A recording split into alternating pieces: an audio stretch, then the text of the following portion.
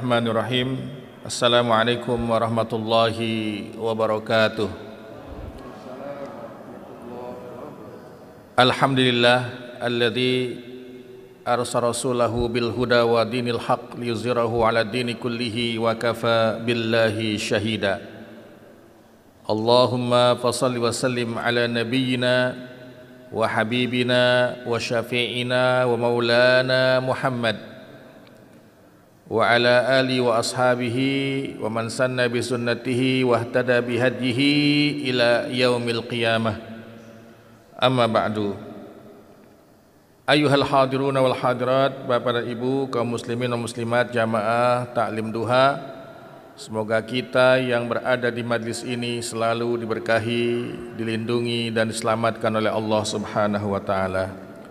Alhamdulillah pada pagi ini kita masih diberikan nikmat sehat walafiat, iman wal Islam dan semangat dalam talabul ilmi. Mari kita kuatkan niat kita semata-mata mendapatkan ridha Allah Subhanahu wa taala. Salawat dan salam semoga Allah melimpah curahkan kepada kekasihnya, junjungan kita Nabi besar Muhammad sallallahu alaihi wasallam, pada keluarga, para sahabat, keturunan dan juga umat beliau hingga akhir zaman.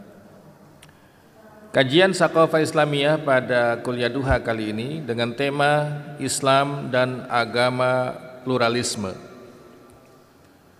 Ini agak sulit bagi kita mungkin sebagai orang awam, ya. Apa sih yang dimaksud dengan agama pluralisme? Plural artinya banyak. Agama itu kalau kita hitung-hitung di dunia ini itu sangat banyak, ya. Mungkin yang gampang kita hafal adalah mungkin agama Yahudi, ya, Nasrani, kemudian Hindu, Buddha, Konghucu, Islam. Ada lagi di Jepang namanya agama Shinto, belum lagi di suku-suku primitif, ya, disebut dengan agama paganisme. Paganisme artinya percaya dengan arwah. Orang tua yang sudah meninggal dunia itu arwahnya disembah. Termasuk di kita di Indonesia masih ada, Pak, keyakinan ini, ya, di wilayah pedalaman Kalimantan, di suku Toraja. Itu ketika meninggal tidak dimakamkan. Diletakkan di mana? Di gunung. Ya. Penyimpanan mayat itu. Kenapa kok dilakukan seperti itu? Karena beragama adalah intinya keyakinan. Sehingga agama itu mengatur kita sejak manusia dilahirkan sampai manusia meninggal dunia. Bagaimana prosesi, ya, ajaran itu? At-ta'addudiyah ad-diniyah atau agama pluralisme ini merupakan kajian di abad 20, kita hari ini berada di abad 21, berarti satu abad yang lalu, ya, atau di abad silam, muncul konsep agama pluralisme. Yang intinya adalah bahwa agama ini sebagai sumber masalah, konflik, bahkan saling membunuh. Terjadi peperangan dimanapun itu diawali dengan keyakinan beragama. Di Palestina, konflik antara Yahudi dengan Islam.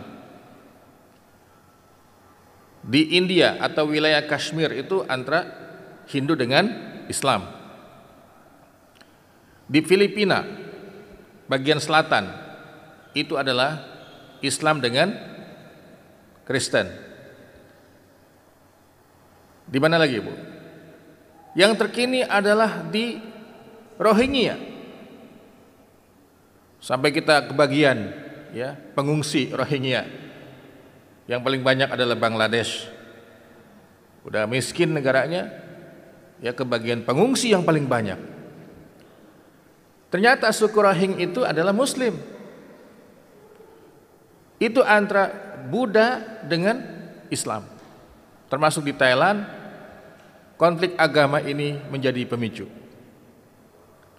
Sehingga dimunculkanlah konsep agama pluralisme. Kita lihat di sini apa maksud daripada agama pluralisme itu. Paham yang mentoleransi adanya keragaman pemikiran, peradaban, agama dan budaya.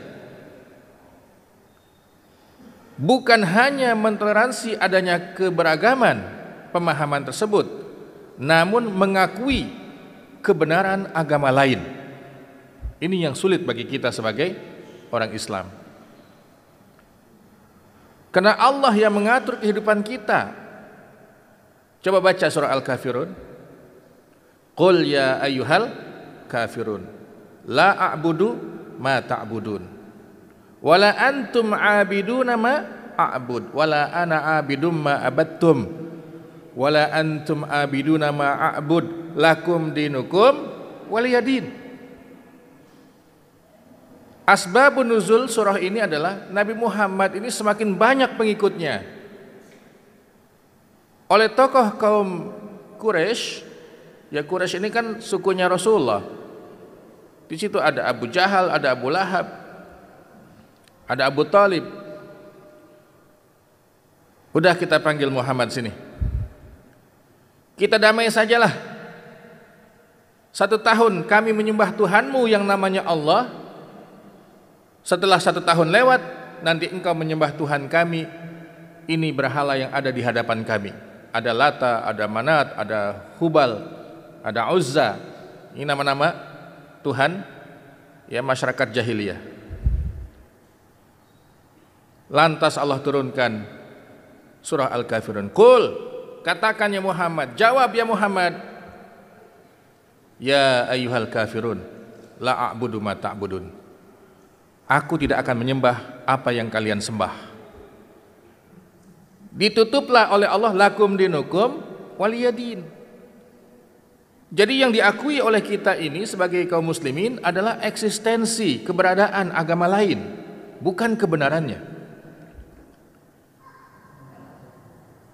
Keberadaannya sebagai agama kita akui. Tapi kalau dipaksakan untuk membenarkan agama lain, agama Hindu, agama Buddha, agama Shinto di Jepang, nggak bisa. Karena kata Allah lakum dinukum waliyadin. Latar belakangnya gerakan agama pluralisme ini, paham ini muncul akibat reaksi dari tumbuhnya klaim kebenaran oleh masing-masing kelompok terhadap pemikirannya, ya, tentang keselamatan.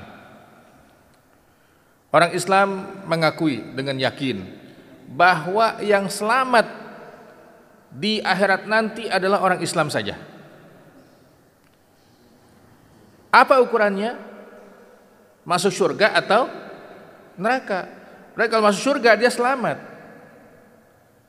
Jadi ultimate dalam beragama, puncaknya itu kita masuk ke dalam surga Allah Subhanahu wa taala. Sehingga ajakan mereka begini, "Hei orang Islam, jangan mengklaimlah sepihak. Seakan-akan kami tidak bisa masuk surga. Coba tanya aja pemeluk agama manapun, pasti kepengen keselamatan." Maka muncullah konsep sebagai pintu masuk namanya agama simbolisme. Simbol. Agama itu simbol. Orang Islam simbolnya Ka'bah, ya. Mohon maaf, Nasrani simbolnya apa? Salib. Yahudi simbol agamanya itu bintang, disebut dengan bintang David. David itu Daud, sungguhnya Nabi Daud. Karena Yahudi tidak suka menyebut nama cara Islam, ya. Ibrahim jadi Abraham, Daud jadi David, ya. Musa jadi Moses, Isa jadi Yesus, ya. Harus hafal ini. Kemudian Buddha adalah simbolnya patung Siddhartha Gautama, sang Buddha. Hindu dengan banyaknya bentuk patung dan berhala. Agama yang paling banyak Tuhannya itu agama Hindu. Disebut dengan dewa, dewa api, dewa angin, dewa apa lagi? Dewa hujan, ya, dewa langit, dewa angin kencang, terus ada semua dewanya itu. Sekian banyak dewa itu dibikinlah keyakinan Tuhan itu punya kelamin, jenis kelamin laki-laki dan jenis kelamin perempuan. Dewa pakai huruf V itu Tuhan jenis kelamin laki-laki. Devi atau Dewi itu jenis kelamin perempuan. Di kita Deva nama perempuan juga ya. Kalau di Indianya itu dewa laki-laki. Nah, karena ini simbol, semua agama punya keyakinan ingin keselamatan, masing-masing melalui pintu. Ka'bah sebagai pintu orang Islam, ya, salib melalui pintunya siapa? Orang Nasrani dan seterusnya. Jadi kita diajak, ayolah mengakui bahwa agama ini benar semua. Itu intinya. Sehingga tidak ada claim of truth, klaim kebenaran secara sepihak. Nah, kita ini diatur oleh Allah Subhanahu wa taala dan sunnah Nabi kita Muhammad SAW. Ayat yang digunakan oleh tokoh-tokoh pluralis adalah ayat ini. Al-Baqarah 256. La ikraha fid din. Lihat Allah katakan, tidak ada paksaan dalam urusan agama. Qad tabayyana rusydu minal ghayyi faman yakfur bit-taghut wa yu'min billahi faqad istamsaka bil urwatil wusqa lan fisama laha wallahu samiun alim. Seharusnya ayat ini jangan dipotong-potong. Baca sampai habis. Baca sampai selesai. Nah, kelompok agama pluralisme ini motong-motong ayat. La ikraha fiddin, titik sampai situ. Nggak ada paksaan dalam soal agama. Ini sungguhnya Allah sedang menjelaskan bahwa kebenaran itu sangat jelas milik Islam. Kalau ada orang di luar Islam, jangan dipaksa. Apa tugas kita? Dakwahi. Dakwahi, belum dia terima Islam, doakan, Allahumma hdihi, berikan hidayah ya Allah. Sampai kita punya anak beda agama umpamanya, nggak boleh anak kita paksa. Dulu ketika di zaman ya masyarakat Madinah belum mengenal Islam, itu anak-anaknya yang masih kecil dititipkan kepada keluarga Yahudi. Titipkan. Kenapa? Orang Yahudi itu berpendidikan, bisa baca dan bisa nulis. Ketika orang Madinah mengenal Islam, itu datang pada Nabi SAW, ya Rasulullah, saya mohon izin ingin mengambil anak saya yang dulu ketika kecil itu saya titipkan kepada keluarga Yahudi, dan saat ini beragama Yahudi dia. Untuk apa? Untuk saya ajak ke dalam Islam dengan cara dipaksa. Apa jawaban Nabi? Jangan. Nggak boleh. Ya Rasulullah, itu anak saya, sekalipun itu anakmu. Dakwahi dia, sampaikan tentang Islam. In qabila walakan ni'mah. Kalau dia terima berarti itu nikmat bagimu, keuntungan. Wa illa, kalau nggak mau jangan dipaksa. Turunlah la ikraha fid din ini. Bantahan terhadap konsep paham pluralisme ini ada bantahan jawaban, ya. Jika ayat tersebut dibaca dengan tuntas, maka akan jelas tidak ada paksaan karena telah jelas yang benar itu adalah agama Islam, yang lain itu dianggap salah oleh siapa? Allah Subhanahu wa taala. Islam itulah agama yang benar dan yang lainnya adalah salah. Masing-masing bebas memilih dengan resiko masing-masing nanti ketika pulang menuju Allah Subhanahu wa taala dengan kematian. Oleh sebab itu ya kita harus mantapkan keyakinan kita. Toleransi bukan berarti kita ikut dalam kegiatan ritual agama orang lain. Toleransi adalah kita kasih hak dia untuk menjalani keyakinan agamanya. Kita di Idul Fitri nggak ngajak Memang Allah juga tidak meminta kita untuk ngajak gabung sama-sama merayakan hari Id. Kita puasa Ramadan, kita nggak ngajak. Kenapa? Ini keyakinan umat Islam saja, puasa itu. Kita pun jangan diajak dalam ibadah mereka. Ini bahaya ketika toleransi sudah masuk kepada wilayah praktis. Nah, kalau begitu semua agama sama, berarti istilah kafir itu tidak ada. Ya kan, Pak? Logika kan gitu. Nggak ada perbedaan di antara manusia umat beragama, karena kata kafir sudah terdelete, terhapus. Kalau kita meyakini semua agama itu sama, benar semua. Nah, ini lagi ayat Al-Baqarah 62. Kelompok agama pluralisme ini mengutip ayat ini cuma sampai sini. Innal ladzina amanu wal ladzina hadu wan nasara was sabiin. Sesungguhnya orang beriman, siapa? Kita. Wal ladzina hadu dan Yahudi, wan nasara dan Nasrani, was sabiina dan agama Sabi'ah yaitu Majusi di mana? Di wilayah Persia. Lihat nih, Quran nyebut agama-agama ini. Ya. Kalau bahasa kita direndengkan gitu loh. Berdampingan itu, lihat. Dipotong ayatnya. Kenapa tidak dilanjutkan? Padahal cuma satu ayat. Ya.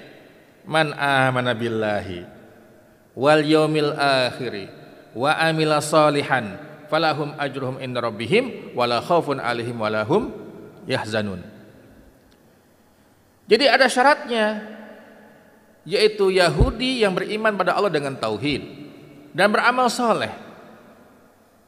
Bukan Yahudi atau Nasrani yang sudah meninggalkan tauhid. Ini ayatnya. Harus dilanjutkan sampai tuntas. Jangan dipotong-potong. Bagi kita, inna dina indallahi al-Islam. Sesungguhnya agama yang diterima di sisi Allah hanya Islam. Pemeluk agama yang tidak dihubungkan dengan tokohnya itu hanya Islam. Lihat, Buddha itu dihubungkan dengan sang Buddha. Ya. Nasrani dihubungkan dengan sebuah desa di wilayah Palestina namanya Nazaret. Diarabkan Nasrani. Islam itu tidak dihubungkan dengan Nabi Muhammad, tidak dihubungkan kepada Nabi Ibrahim secara nama.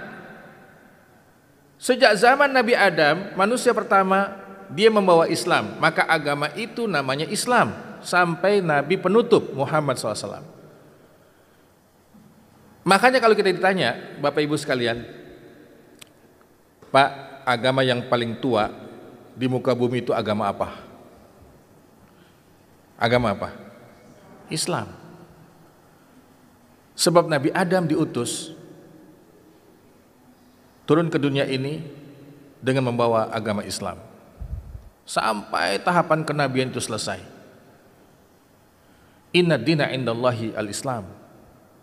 Lalu Ustadz, yang namanya Nabi Musa itu bawa agama apa? Islam. Nabi Isa bawa apa? Islam. Cuman dikhususkan kepada satu kaum yang Allah minta untuk mendakwahi, ya, nabi-nabi itu. Dan yang paling banyak bangsa yang diutus kepadanya para nabi dan rasul adalah Bani Israel. Bani Israel. Luar biasa. Ada apa dengan Bani Israel ini? Karena wataknya sangat sulit. Diajak untuk beriman kepada alam gaib, alam metafisika. Sangat sulit, ya. Makanya yang paling enak tuh ngurusin orang Indonesia. Ya. Karena beriman kepada alam gaibnya gampang. Di Amerika, negara maju, disuruh pakai masker itu susah. Karena corona ini termasuk makhluk gaib, ya. Belum melihat kita, belum melihat gitu loh. Belum melihat, tapi kita disuruh beriman kepada sesuatu yang tidak nampak. Nah, ini sangat berbeda antara Islam dengan yang lainnya. Inna dina indallahi al-Islam. Ali Imran ayat 19. Kemudian dijawab juga oleh Allah Subhanahu wa taala, "Wa may yabtaghi ghairal islami dinan falay yuqbala minhu wa huwa fil akhirati minal khasirin." Dan barang siapa yang mencari selain Islam sebagai agama, lihat kata Allah, barang siapa yang mencari selain Islam sebagai agama, falan yuqbala minhu, maka tidak akan diterima oleh Allah selama-lamanya. Huruf nafi di dalam bahasa Arab itu banyak. Ada la, tidak artinya, lam juga tidak artinya. Ya, ada lan, sama-sama tidak maknanya. Tapi penggunaannya beda. Kalau saya katakan ana la akul, saya enggak makan, nanti ke depan boleh makan. Ana lam akul, saya tidak makan atau saya belum makan, nanti itu boleh makan. Tapi kalau dia mengatakan ana lan akula, saya enggak makan, itu enggak makan selamanya, enggak boleh. Karena menggunakan kata lan, lam nun sukun. Maka di sini dinafikan oleh Allah langsung, fala yuqbala minhu, maka tidak akan diterima selama-lamanya. Wa huwa fil akhirati minal khasirin, dan nanti di akhirat kelak siapapun yang menjadikan selain Islam sebagai agama masuk dalam golongan orang-orang yang merugi. Wal yazubillah. Adapun ayat yang lain digunakan oleh kelompok agama pluralisme ini, Ali Imran ayat 64. Qul ya ahlal kitabi ta'alau ila kalimatin sawa'im bainana wa bainakum. Katakan wahai ahlu kitab, ayo ke sini menuju kalimatin sawa, kata sepakat, ya. Maka ayat ini kata kalimatin sawa diplesetkan pemahamannya bahwa semua agama itu sama. Padahal kalimatin sawa di sini adalah kalimat tauhid, la ilaha illallah Muhammad Rasulullah. Hei ahli kitab ke sini, Yahudi dan Nasrani, ayo kita diskusi sama-sama tentang keyakinan. Makanya kisah mubahalah Rasul SAW dengan suku Najran yang beragama Nasrani waktu itu hanya masalah posisi Nabi Isa. Kata tokoh agamanya di mana? Di wilayah Najran itu,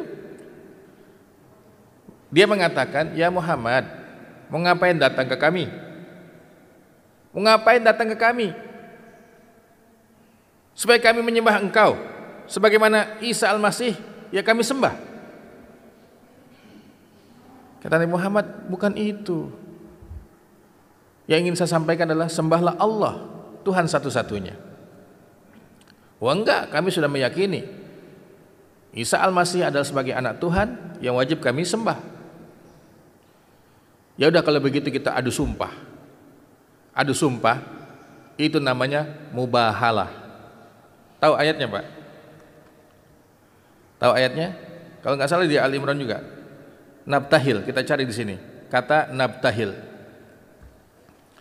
Artinya mubahalah, nabtahil.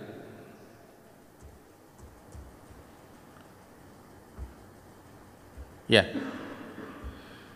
Ini di Ali Imran ayat 61. Faman hajjaka fihi min ba'di ma ja'aka minal ilmi faqul ta'alau nad'u abna'ana, ajak anak-anakmu semua, wa abna'akum wa nisa'ana wa nisa'akum, perempuannya kumpulin semua di lapangan, wa anfusana wa anfusakum, kami dan engkau semuanya kumpul, ayo ajak semua keturunan kalian. Kata Nabi, summa nabtahil, kemudian kita ngadu sumpah. Fanaj'al la'natullah, kita jadikan kutukan Allah alal kazibin, terhadap yang bohong. Ketika diajak mubahalah oleh Nabi, suku Najran itu ketakutan, nggak mau. Para ahli tafsir mengatakan, seandainya terjadi mubahalah antara Nabi dengan suku Najran yang beragama Nasrani, tidak ada satupun di dunia ini orang yang beragama Nasrani, karena binasa semua. Ya karena nggak jadi banyak pasti masih ada. Tolong dicatat ayat ini. Ya. Kayak kemarin kasus P3 ya. Apa P-nya ada 3 maksudnya. Yang mencari fakta tentang terbunuhnya 6 Laskar FPI ya. Itu kan ngajak mubahalah. Karena mencari keadilan tidak ada lagi, mau kemana kita ini? Ya udahlah kita mubahalah, siapa yang bohong nanti itu dicelakakan oleh Allah Subhanahu wa taala. Karena laknat, dapat kutukan. Ya. Tapi nggak jadi juga, Pak ya. Terjadi ya. Tinggal kita lihat hasilnya nanti. Allah yang akan berbuat ya. Seandainya ide pluralisme agama ini memang diakui dalam Islam, berarti tidak ada satupun orang yang dikatakan kafir. Kata kafir nggak ada. Tetapi Al-Quran dengan sangat tegas menyebut orang ahli kitab yang tidak menerima Islam dengan sebutan kafir. Innal ladzina kafaru min ahlil kitabi wal musyrikina fi nari jahannam khalidina fiha ulaika hum syarrul bariyah. Surah apa ini? Al-Bayyinah. Sangat jelas Allah mengatakan innal ladzina kafaru min ahlil kitab. Ada kafir dari kalangan ahli kitab, ada kafir dari kalangan minal musyrikin. Ini harus dipahami betul istilahnya. Kemudian di Indonesia sejak Orde Baru zaman Presiden Soeharto ya, sudah ada gerakan ini. Semua agama itu sama, kita harus toleransi. Kemudian pada tahun 1980-an hingga saat ini gagasan pluralisme agama ini semakin kuat digulirkan. Pindahlah konsep ini kepada kelompok yang namanya JIL, J-I-L. Apa singkatannya JIL itu, Pak? Jaringan Islam Liberal. Ini bahaya paham-paham ini ya. Termasuk ya mohon maaf di sini Gus Dur dinobatkan sebagai bapak pluralisme. Ya. Yang mengatakan semua agama itu sama. Akan tetapi usaha itu pun tetap tidak bisa menghilangkan konflik.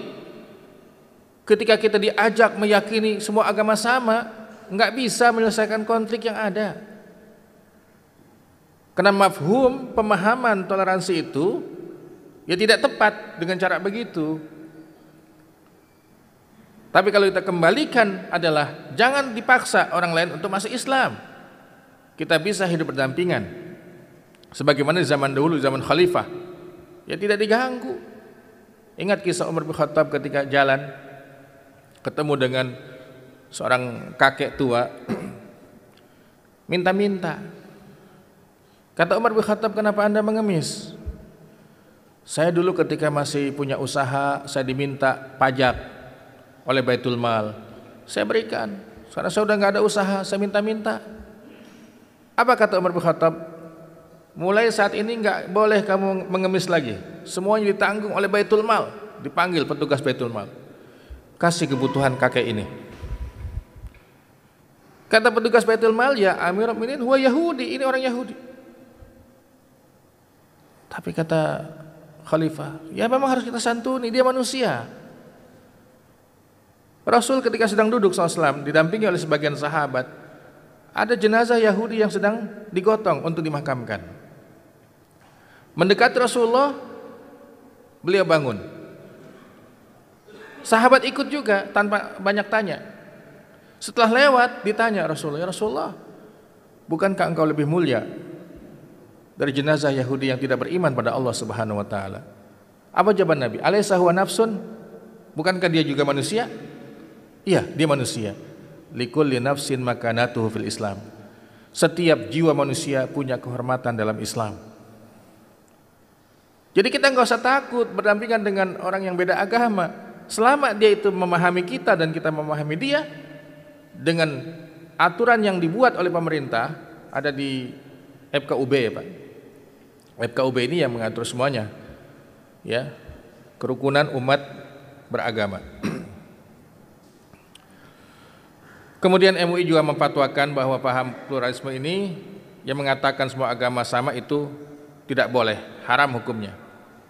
Nggak boleh diungkapkan lagi nih, ya semua agama itu sama. Sedikit saya sebutkan tokohnya siapa. Di dunia barat itu ada nama-nama ini, tokoh-tokoh agama pluralisme yang mengatakan semua agama itu sama, ya. Ini seorang sufi ini, René Guénon ini sufi, orang Perancis. Dia pencetus filsafat abadi, ya. Eternal philosophy. Kemudian Fridtjof Schuon, juga ini berasal dari Perancis, pengusung ide kesatuan transenden agama-agama, kesatuan kesucian agama. Jadi dicari kesamaan. Contoh, soal air suci. Di Islam ada Zam-Zam, kita kan ya. Di agama Nasrani ada air baptis. Di Hindu ada sungai Gangga.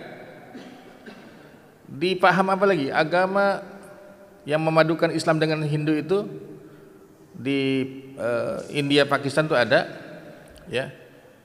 Itu ada. Saya pernah berkunjung ke tempat ibadahnya. Ada kolam besar begitu. Itu dianggap air suci. Pendirinya Guru Nanak. Ya. Perpaduan Islam dengan Hindu. Jadi hampir semua agama itu punya air suci. Semua agama punya tanah suci, jadi semuanya sama. Disinilah diusulkan oleh ya Fridtjof ini konsep itu. Kemudian di penghujung ada John Hick. Saya punya bukunya ini, John Hick ini, penggagas teologi global. Jadi teologi itu keyakinan itu global sungguhnya. Ketemu. Kalau kita runut pasti ketemu. Islam dengan Yahudi ketemu, dengan Nasrani pun ketemu. Ya. Makanya ada teologi global. Kita diajak sama, ya. Ini yang kita tolak dengan ayat tadi, inna dina indallahi al-Islam. Kalau di Indonesia ini nama-namanya ada Gustur, ada Khalis Majid, kemudian Romo Mangwijaya, itu dari Nasraninya, kemudian Bu Gedong ini dari Hindunya di Bali, Frans Seda, kemudian Komarudin Hidayat. Kalau ini masih ada nih, ya, Prof. Komarudin Hidayat yang kemarin itu Jumatan online. Jadi salat Jumat boleh online katanya. Khotibnya pakai apa gitu ya. Nanti salat Jumatnya ya masing-masing di rumahnya. Nauzubillah min dzalik, ya. Konsep ini kan salah secara fikih. Bahkan ada faham yang membenarkan khotib itu boleh perempuan. Khotib Jumat. Ya tadi karena dia punya konsep pemikiran Islam yang bebas. Yang liberal itu. Islam liberal pasti membenarkan semua agama sama. Semua agama sama. Dan lain-lain. Ya. Nah, apa itu Islam? Islam adalah agama Allah Subhanahu wa taala yang diturunkan pada para nabi rasul sejak zaman Nabi Adam sampai Muhammad sallallahu alaihi wasallam. Maka apa itu Islam yang sebenarnya? Ini agama wahyu dari Allah. Kitab-kitab sebelumnya ada kitab Taurat, ada kitab Zabur, ada kitab Injil, ada Suhuf, kemudian ditutup dengan Al-Quran. Islam secara etimologi, secara bahasa, kemudian secara istilah, salima, salama, Islam, assalam, damai. Bahkan Islam ini adalah agama yang mengajak perdamaian. Sampai sholat pun kita ngajak damai. Ya, salam ke kanan, salam ke kiri, damai kita dengan tetangga, ya. Islam adalah wahyu berintikan atau intinya tauhid yang diturunkan oleh Allah kepada Nabi Muhammad SAW sebagai utusannya yang penutup, ya, dan berlaku bagi seluruh umat manusia dimanapun dan kapanpun berada, ya, yang ajarannya meliputi seluruh aspek kehidupan manusia. Al-yawma akmaltu lakum dinakum wa atmamtu alaikum ni'mati wa raditu lakumul Islam madina. Al-Quran, semua agama yang diturunkan kepada para nabi rasul sebelum Muhammad pun pada hakikatnya adalah agama Islam dan pemeluknya disebut dengan Muslim. Ya. Tingkatan Islam atau tingkatan dalam Islam adalah yang pertama Islam, sesuai dengan hadis nih, iman, yang ketiga adalah ihsan. Kalau sudah dianggap ihsan, maka iman Islam sudah bagus semua. Tapi kalau bilang aslamna, kami adalah Muslim, belum tentu dia mukmin, belum tentu. Makanya kalau digabung Islam, iman, ihsan, ini udah agama yang paling lengkap. Ya.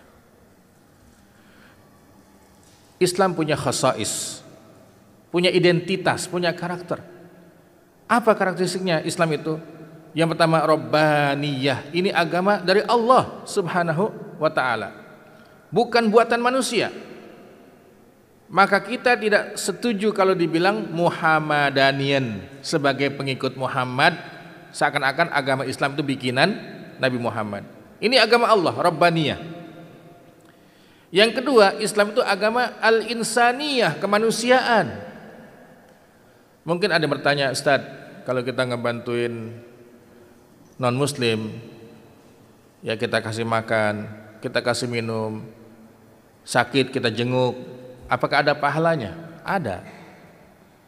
Yang tidak boleh ketika itu menyangkut prinsip agama kita. Boleh nggak kita doakan, syafaqallah, semoga Allah menyembuhkan penyakitmu? Boleh nggak, Bu? Nggak boleh. Sampai dia beriman kepada Allah sebagai Tuhannya satu-satunya. Tauhid dulu, baru kita doakan syafaqallah. Lalu apa kewajiban kita? Hanya menjenguk, mungkin menguatkan, ya. Tapi kagok juga kita, semoga lekas sembuh ya. Doanya itu. Yang menyembuhkan siapa? Allah Subhanahu wa ta'ala. Kemudian kamulah, ya, atau kamilah, lengkap dan mencakup seluruh aspek kehidupan. Jangan dianggap oh nggak ada Islam dalam masalah ini. Ada semua. Apapun yang kita lakukan, aktivitas itu ada Islam di situ. Sampai soal walimah, soal apalagi baksos, ya, mengadakan santunan yatim, ada semua dari Islam semua itu.